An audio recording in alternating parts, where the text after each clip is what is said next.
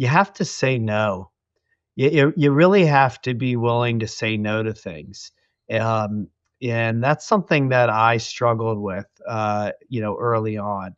You have to say, I don't want to hang out with those people. I don't want to do that thing.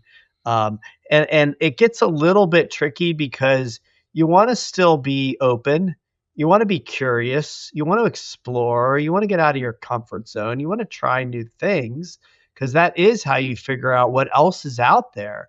But you do also have to kind of protect your time and you have to protect your energy and you have to really, think a lot about who you surround yourself with and the kinds of places that you want to live in, the kinds of, jobs that you want to pursue, the kind of passions and hobbies. And, you have to really know what you don't want to do just as much as you might want to know what you do want to do. We were talking a little bit about, Columbus and where I want to spend time. Well, I don't know the answer of where I want to spend my time, but I'm starting to know where I don't want to spend it, right? And so you have to kind of, really start to trust that, and say, hey, it's time to move on. It's time to go explore. It's time to, you have to know just as much what you don't want as you do, what you do want. And It's a I think great that's a starting good point, place to right? start. Isn't that a great Exactly. starting point? It's just if you don't know what you want, it's a great starting point to start to identify what you know you don't want. And Yeah. I was as a in finance for 23 years.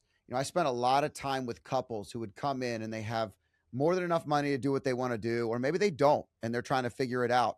But if you ask someone what they want to do in their next chapter and they can't give you an answer, I would start to describe a chapter for them.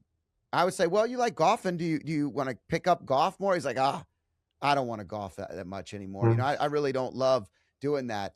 And you start to help them guide the conversation to places where then the spouse might jump in and say, "We love traveling.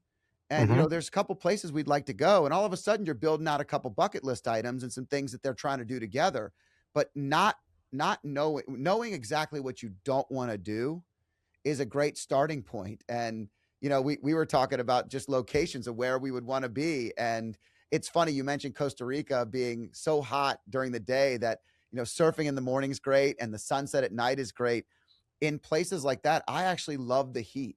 So Mhm. I find it to be exhilarating to be out where you're sweating and it's hot. And my wife does not share that same value. It's not Mhm. something that, we don't go somewhere and she's like, "Oh my gosh, this is so amazing. I love sweating through my clothes," right? Mhm. But but to me, I actually enjoy that. I just like being so close to the ocean. That energy to me is so attractive. So it's interesting that you start to identify these things as you go along. And I one thing I want to ping on is you said, the relationships and the no's are really important. When you start to identify your circles, a lot of people, especially young people, build their lives around achievement. And when you build your life around achievement, there's a lot of things you're probably saying yes to that you don't really want to do, and it puts you in a room with people you probably don't want to be around as much. But when you start to identify it on values or the things that matter to you, isn't it amazing how different that room can be, and then how much more successful one might become based on the right room? Oh, yeah. I mean, you and I know that because 'cause we've had a chance to be in some of these, masterminds and networks full of people, and, yeah, I mean, it can be really transformative when you find your people. I mean, I remember getting into strategic coach and kind of realizing, like, man, there's, like, a whole group of entrepreneurs here, that think like me, that I'm not weird, Same with Genius Network and now I'm on this. I'm starting to actually facilitate my own group here through Tiger 21, and you realize you've got these people that are um, they may be very different than you. You can have a lot of differences, but there's a energetic, a mindset. There's some commonalities that automatically like change your nervous system. And it opens you up to being more yourself and being more expressed and being more vulnerable and experience sharing and learning from each other. I mean, yeah, finding your people is just major. Um, and one thing I wanted to touch on, just going back a little bit to the saying no and kind of figuring out what you want to say yes to. And you said something like that's a great starting place, and that's something that I've really started to embody. I learned actually there's a great little book. I bought a bunch of copies and I'm handing them out to people as I go. It's called The Lion Tracker's Guide to Life by Boyd Vardy. Yeah, Great you've book. I've read read it. it. Yeah. Yeah, yeah, and I love he says something that is kind of not the normal, which is I don't know where I'm going, but I know how I'm going to get there, and it's all about just the first track. And so that's the thing. Is like just take that first step, and that's going to inform the next step, and that's going to inform the next step, and if you just keep doing that, you're going to end up wherever you belong, even if it's not something you ever imagined. Um, and I think sometimes that can be a little hard because people have ideas of where they want to go, and that's okay too.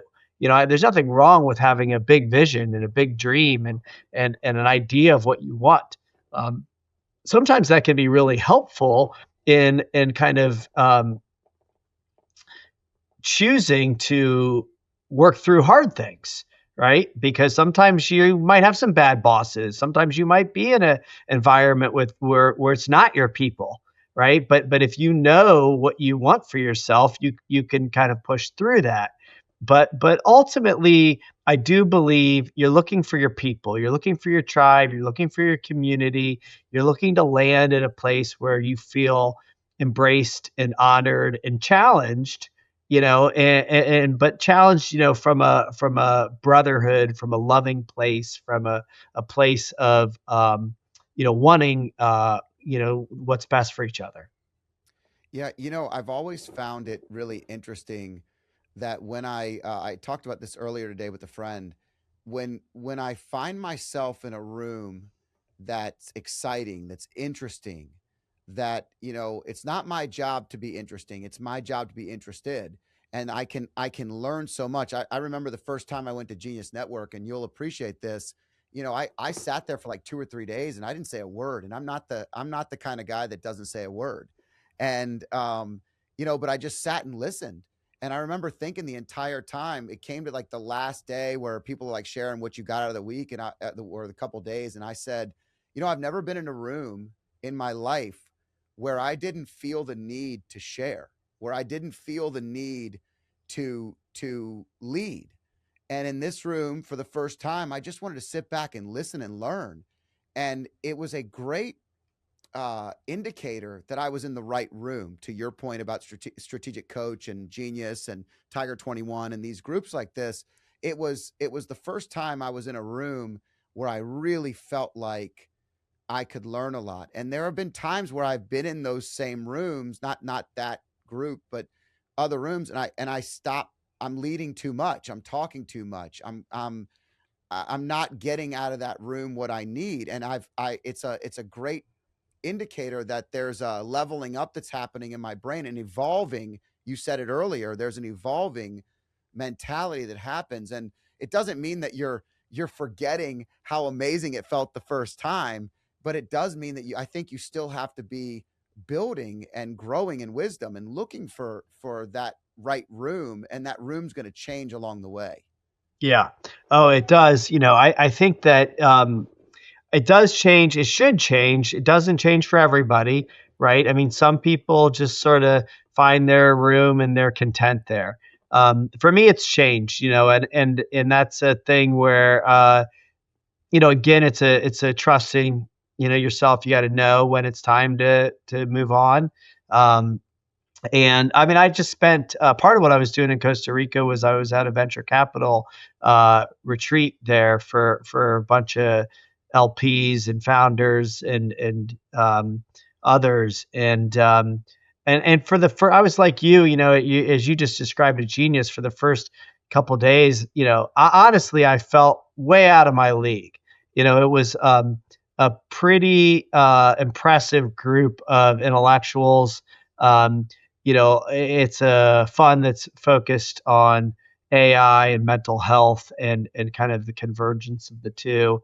And you had a lot of PhDs and a lot of neuroscientists and a lot of really accomplished, brilliant people. And it took me a day or two to really settle in there and realize that I had something to offer.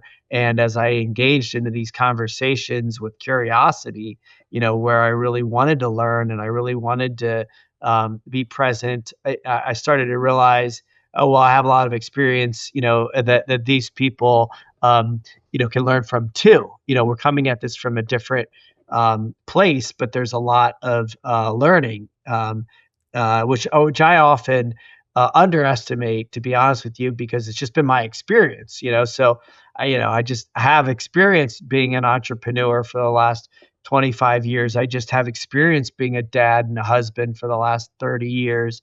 I just sort of take that for granted because that's my experience. But when you sit down, you talk to a founder. I mean, this is mostly what I'm spending my time on now as an investor, advisor, coach. You don't realize they're like drinking from a fire hose on things like being a dad, on trying to figure out balance, on trying to figure out like how to, find time to run a business and scale and also, show up and be a good husband, to take care of their health, and they're like, tell me, tell me, tell me. I'm like, oh, well, I can tell you about that all day long. I know a few things, so it takes some time to find your place where you can both be challenged and really level up and also have something to offer. That's a sweet spot. Those are the rooms that I really am enjoying being in today. So YouTube has this cool feature where they pick the next video for you, and it's right here on this screen. So I hope you enjoy this next video.